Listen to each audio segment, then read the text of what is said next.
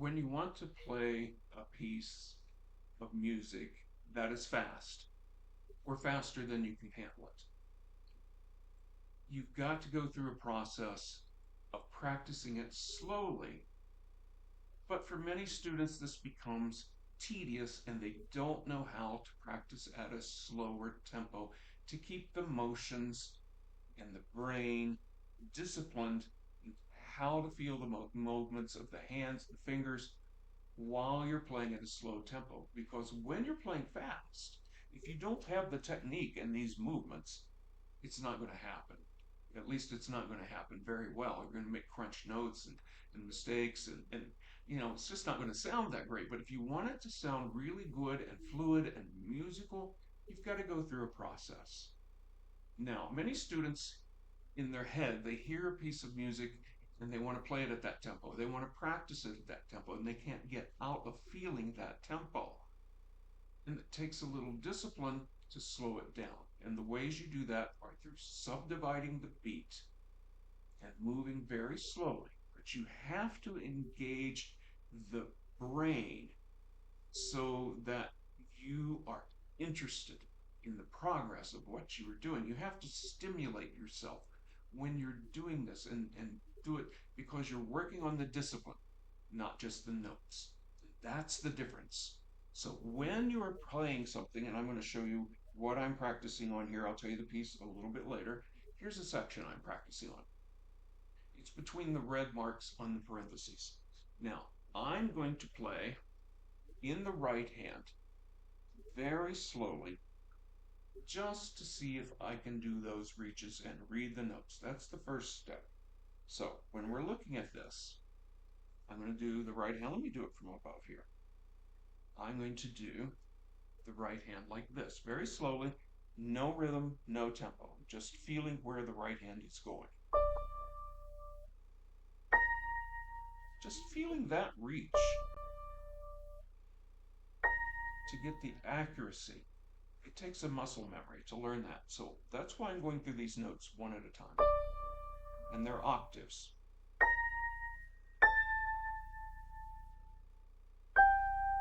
Okay? And I'm making sure I'm very, very relaxed as I'm playing these.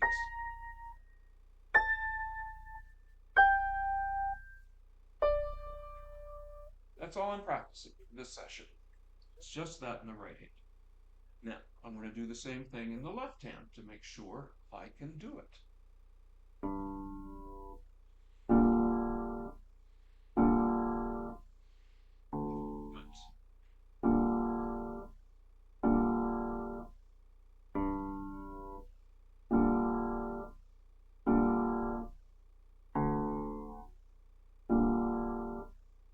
Good. Repetitive. So you get these motions down. So it's the jump from here to here. All right. Now I'm going to take the easier one of the two, which is the left hand, and I'm going to start practicing that in a tempo that I can count and focus on, but I'm also going to subdivide the beat. And what does that mean? That means instead of counting 1, 2, 3, I'm going to say the upbeat as well, like this. 1, and 2, and 3, and. See the idea? So when I'm playing the quarter notes, it's getting the one and. It almost feels like playing a half note doing that, but one and. So one and, two and, three and, one and, two and, three and. I'm going to do that for the other two measures. I'm going to continue on, but I'm saving time right now. So what I'm really focusing on is how to read the music in time, but also how to make the movements. Because if you're playing something and you feel it in your head, see, that's going to happen.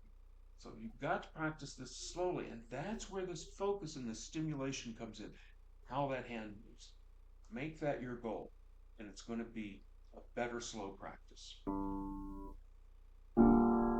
And three, and one, and two, and three,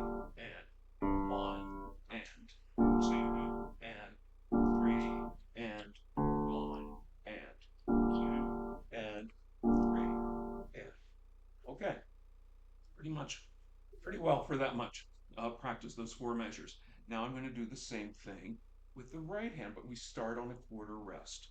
So it's 1 and 2 and 3 and 1 and 2 and 3 and 1 and 2 and 3 and 1 and 2 and 3 and my goal was to feel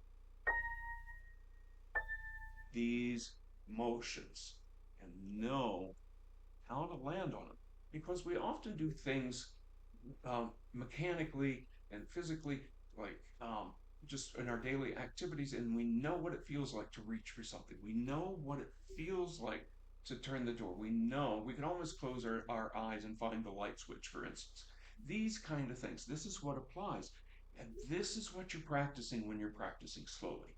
You're practicing motion, not just notes. Now I'm going to try to put this together in that same tempo. 1 and 2 and 3 and 1 and 2 and 3 and 1 and 2 and 3 and 1 and 2 and 3 and 1 and 2 and 3 and felt okay to do that. Now, the other thing about this is when you're playing octaves, many people grasp. This is another lesson altogether. Many people grasp and push hard into the piano, and this causes stress. It also causes misnotes, and it's not accurate. So when you approach from the top of the key and then go down into it, you're going to do that more relaxed. I have other lessons on this on my YouTube page here, so look that up. But watch now as I play this again slowly, and then I'm going to slowly increase the tempo. So 1 and 2 and 3 and 1 and 2 and 3 and 1 and 2 and 3 and 1 and 2 and 3 and 1 and 2 and 3 and so far so good. Now the other thing I don't want to do is, as I'm playing at this slow tempo, I don't want to pull my hand away and then search. That's defeating the purpose of the practice. And that causes searching. You want to practice this motion, not just the notes. The notes are your guides of how you're going to play the technique here. Now I'm going to speed this up just for time's sake. I'm going to speed this up. I would do a faster tempo with both hands separate. But now I'm going to speed this up. 1 and 2 and 3 and 1 and 2 and 3 and 1 and 2 and 3 and 2 and 3 and 2 and 3 and okay. I'm going to do that again just to make sure. 1 and 2 and 3 and 1 and 2 and 3 and 1 and 2 and 3 and 3 and when it starts to feel comfortable and natural and you're confident with it, then and only then pick up the tempo. 1 and 2 and 3 and 1 and 2 and 3. I was not comfortable with this reach, so I'm going to slow it back down. 1 and 2 and 3 and 1 and 2. This time I wasn't in a hurry and I wasn't jumping and grasping. So now I'm going to speed it up again. 1 and 2 and 3.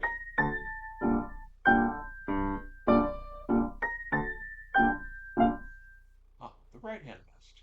So from here to here is what I was not feeling. Okay? I'm going to try that a little. I'm going to try that, take a deep breath, that I don't get myself worked up. And then I'm going to approach it again. 1 and 2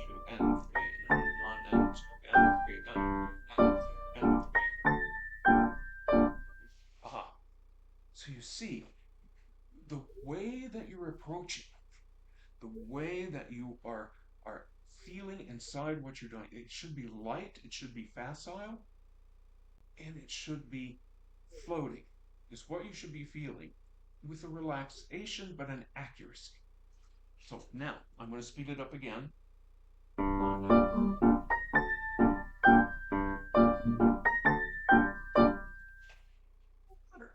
going to do it one more time for fun. This is how I'm stimulating myself from slow practice to fast practice. This is what makes practice interesting when you do this.